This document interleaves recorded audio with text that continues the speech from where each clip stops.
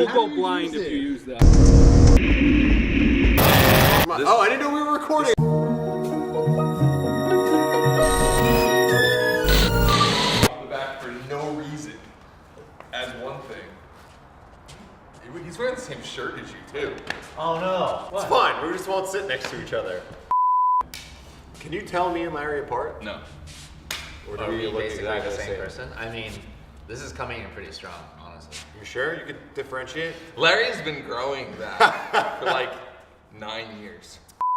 Bad posture is the name of the game here, guys. yeah. Let's relax. Well, first of it, Teague, are you pointing that? You can see all of us? Looks like you're pointing off to the side. You sure you're wearing the I frame? think he's framing this beauty in this beast. Anyway, it's Daily Transition Tangents, where we talk about other things.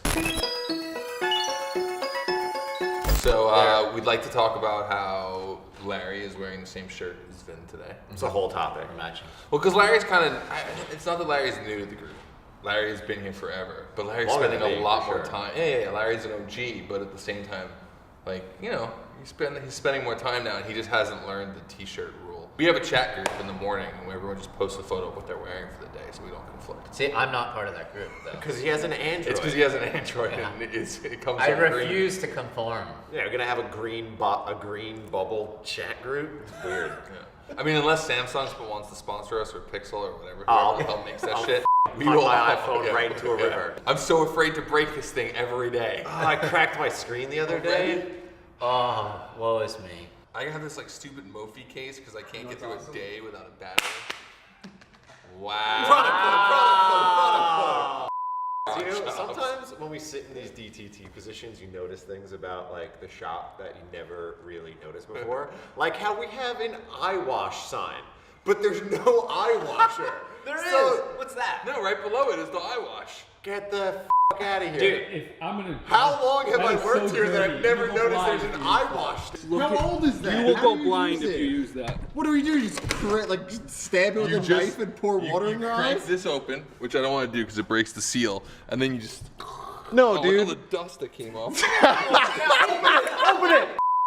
But like, that's not that. Or do you just like Stone Cold. like cram it in your eyes? That's exactly what you're supposed to do. Oh, really? Look, there's a really clear illustration.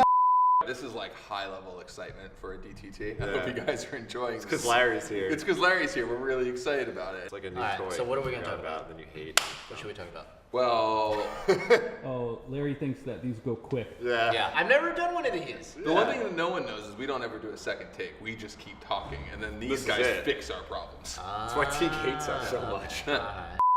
So we went to the Baja 1000. You guys have heard this probably 16,000 times by now. They just watched the Baja video yesterday. If you haven't, you should watch it. And before that, you watched the acquisition of Scumbug, my favorite new vehicle in the building. Although Shark Cart is also on a high level shit car at the moment. Mind you, RWB is parked 30 feet away. Just saying. 25, cumulatively $3,000 worth of car. All these cars are just so much more Versus fun. a basically $250,000 car. Yeah, okay. Alright. It's just that these are more fun because it's like. Don't care.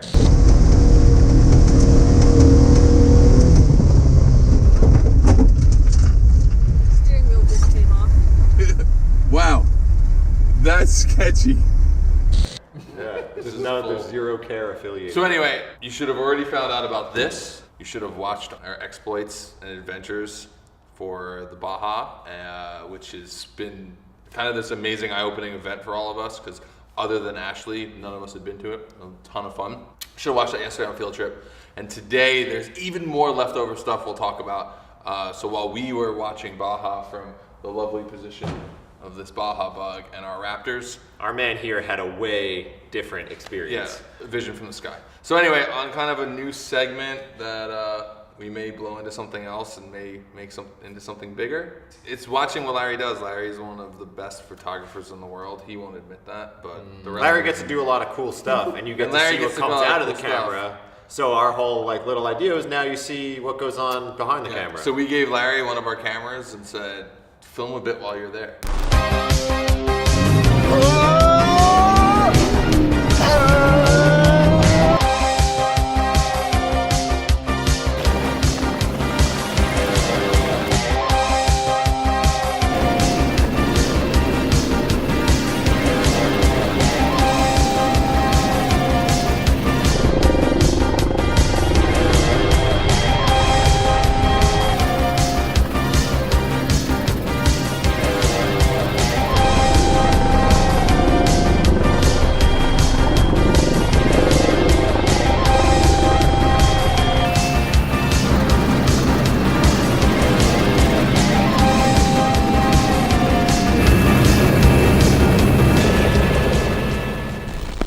way to follow desert racing, really, is from the air. There was one point where it was like 20 other guys in the air, 20 other helicopters. Damn. And then it's seriously like Star Wars, you know, you look to the bottom, you look to the left, you look to the right, you look above you, it's helicopters everywhere. One of the sketchiest things that I realized was we were at like the first point where it got back onto the highway. So we were like mile marker 70 and we camped out there overnight. And in the morning, you know, we get up and we're waiting for the trophy trucks to come through, and all the lead trucks all have chase birds with them. And the chase birds are all flying pretty close together. But then there's like the locals have drones in the air. Oh yeah. And these guys, the Super helicopters sketchy. are flying super low, and Oh, yeah. and the drones are as high as the helicopters. And you're like, oh man, this could be really bad, like really quick. I listen in to basically the radio communication between all the pilots. Basically, whenever someone spots a drone, they let the other pilots know. But my buddy, Dave Vernick of Icon Helicopters, which I was riding in, he actually tries to knock them out of the air with his wash. Awesome. I definitely trust flying with him over, you know, other people. I mean, doing something like this. There was plenty of points where, for example, on the lake bed, where we were max throttle, like 130 miles per hour, Damn. and then BJ Baldwin is just like inching away from us. But like, damn, the fact that we couldn't keep up is just a different level. I don't even know how fast he's going. I couldn't imagine this race being anywhere else in the world. It is so amazing how much land there is out there, and how beautiful it is, and how welcoming. I'm sure you guys experience this. How welcoming the We were locals on the are. ground, and crazy, They yeah. love it. Baja, it's like you'll be in the middle of nowhere, and all of a sudden you'll come around a corner, and there's like 20 kids hanging out watching the race, way too close to the course. And On the course. yeah, on the course. It's like you go there, and it's just so wild. Like, for lack of a better term. No, there's no rules. For There's just a spectators, like, you wildness can be to as it. into it as you want. This is nice and sketchy. Thing that a lot of people don't realize about the Baja 1000 is it's basically on public roads. Right. It's any car can drive on Yeah. any part of the road.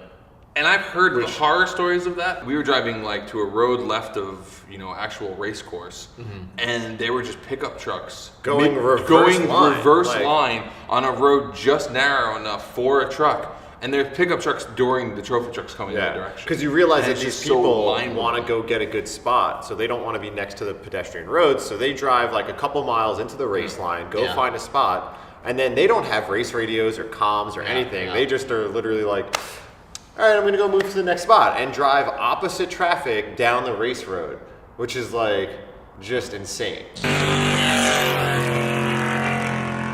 It's pretty insane. Chasing Baja is a sport.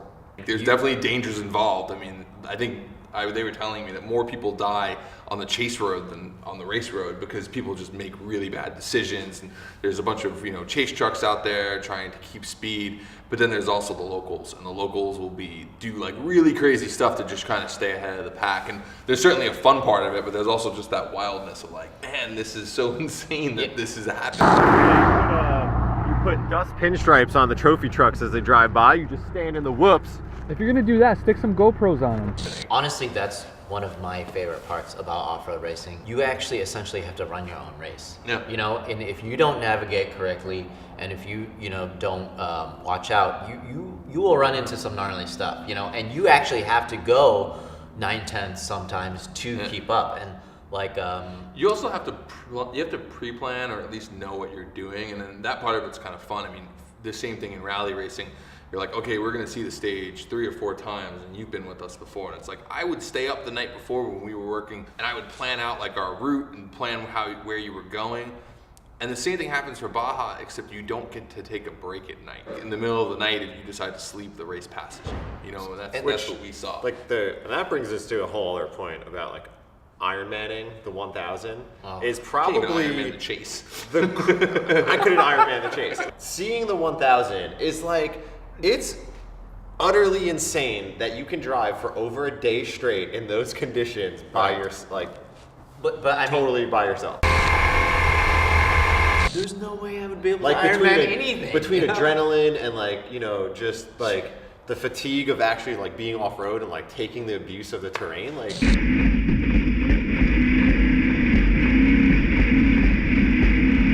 Funny thing is, I was done with the race already. I mean, that goes into the whole story of how I chased it. We had to land at sundown because there's such a regulation on helicopters or airplanes or anything flying around that area, just drug smuggling or whatever. Also, the most dangerous time to fly a helicopter is at night. Yeah, at night. So anyways, as soon as the sun went down, we landed. I headed back and I basically slept 2 nights. People were still running. I already was like doing Thanksgiving things. You know? We watched some of the back of the pack, what we thought was the back of the pack roll past, and we heard them through the night. We were sitting around at our fire, enjoying some beers. Yeah.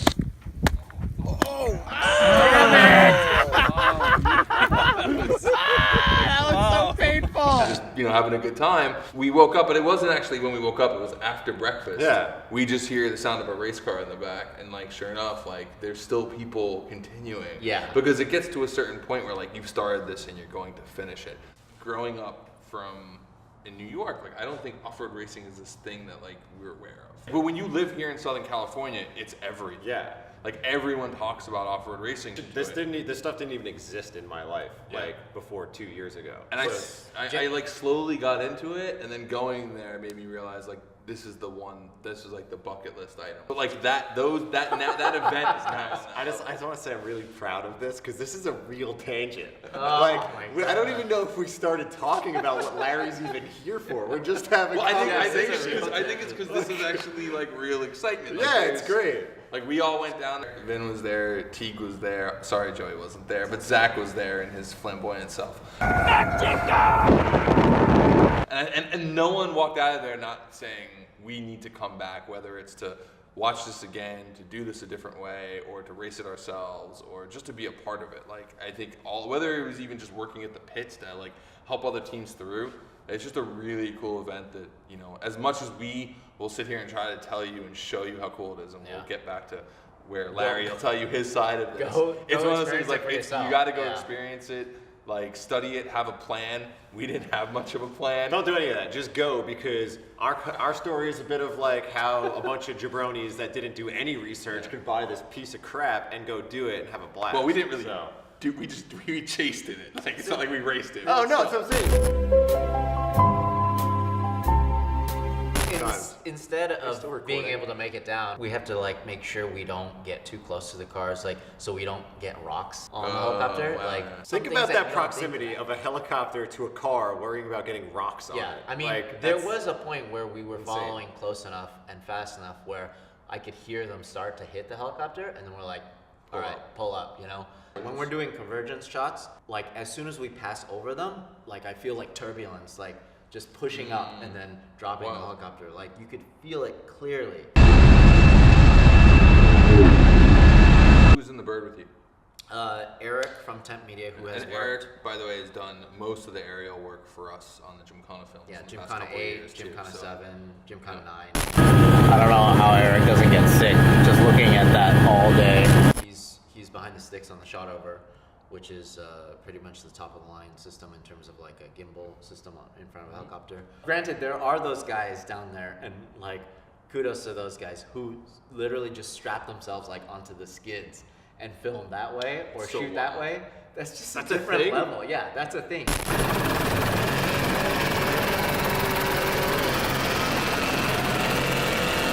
pass. And you know, hard pass on all of that. I mean, could you imagine? Talk about getting windburn, right?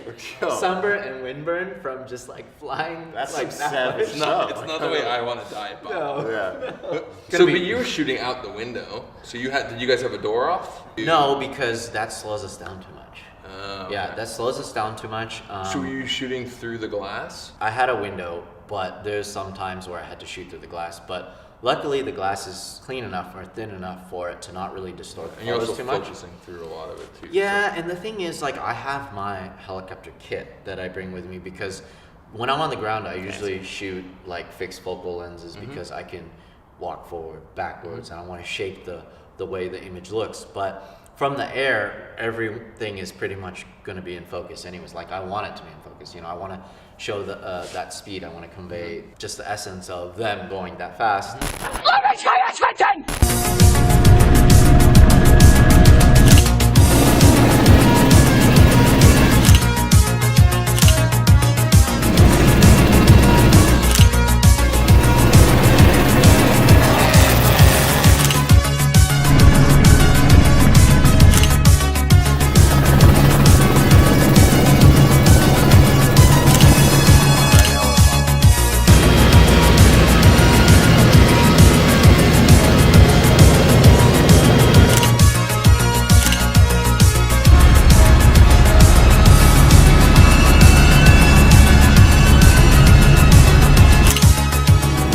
I don't care what anyone says, this never gets old.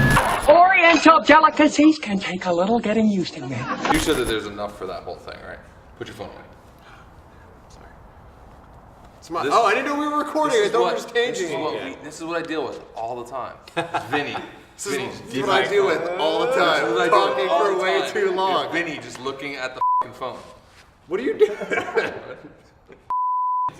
Okay, we have to do. I just talk wanna- about wait, the what was that, points, Teague? right? What? Talking points, right? Teague, what'd you say? I said I would prefer it if you guys would just leave.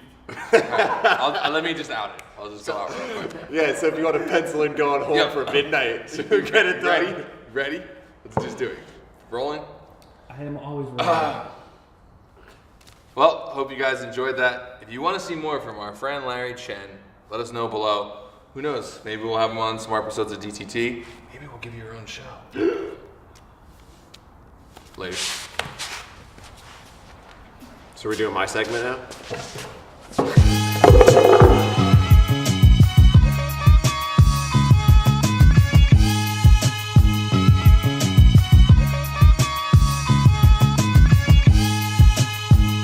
They're in again. MVP of the show is Joey Lightbox over here. Joey Lightbox. Joey Lightbox. Man, that's your Lens lower flares. thirds right there.